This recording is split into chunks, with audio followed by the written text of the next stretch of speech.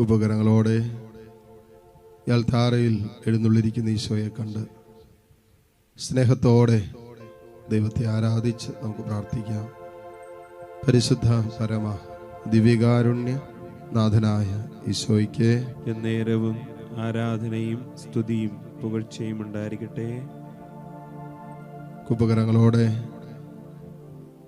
കർത്താവിനെ കണ്ണു തുറന്ന് കണ്ടുകൊണ്ട് ഹൃദയം കൊണ്ട് ദൈവത്തെ ആരാധിക്കാം.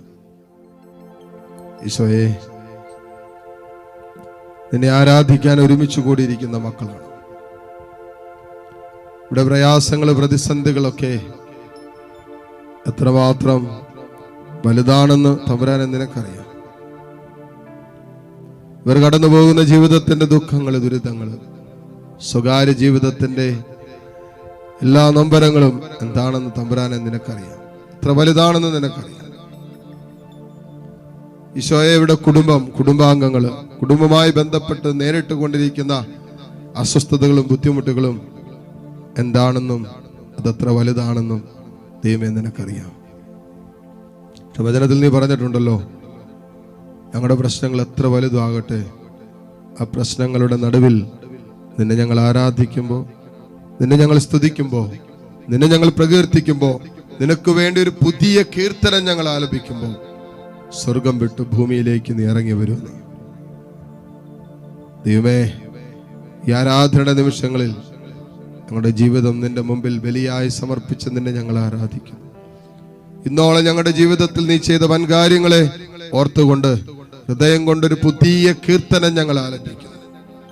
ദൈവത്തെ ആരാധിക്കുന്ന ഒരു പുതിയ കീർത്തനം, ദൈവത്തെ മഹത്വപ്പെടുത്തുന്ന ഒരു പുതിയ കീർത്തനം. ഈ നിലകളിൽ എൻ്റെ ജീവിതത്തിൽ ദൈവം ചെയ്ത അത്ഭുതങ്ങളെ വിവരിച്ചുകൊണ്ടുള്ളൊരു പുതിയ കീർത്തനം ഇതാ ഞാൻ ആലപിക്കുന്നു.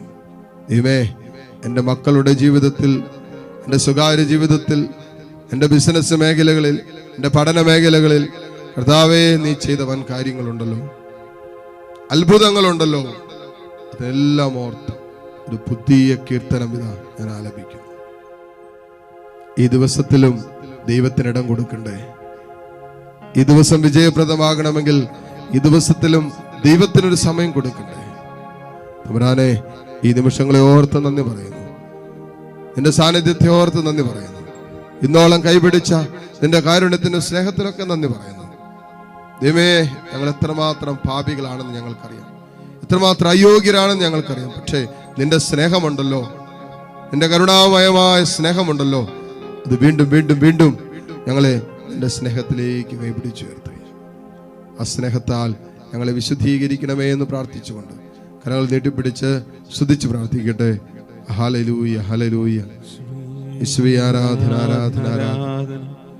Hallelujah, hallelujah. യേശുവേ, ആരാധന, ആരാധന, ആരാധന. Hallelujah, hallelujah. ഈശോയേ, ആരാധന. മുട്ടുകുത്താൻ സാധിക്കുന്ന എല്ലാ മക്കളും ഈ നിമിഷം മുട്ടുകുത്തുന്നു. ദിവ്യകാരുണ്യ ഈശോയുടെ ആശീർവാദം സ്വീകരിക്കാൻ ഒരുങ്ങുന്ന നിമിഷമാണ്. തമ്പുരാന്റെ സ്നേഹത്തിലേക്ക് കൂട്ടിക്കൊണ്ടുവന്ന തമ്പുരാന് നമുക്ക് നന്ദി പറയാം.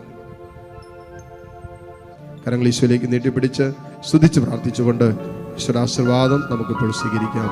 പരിശുദ്ധ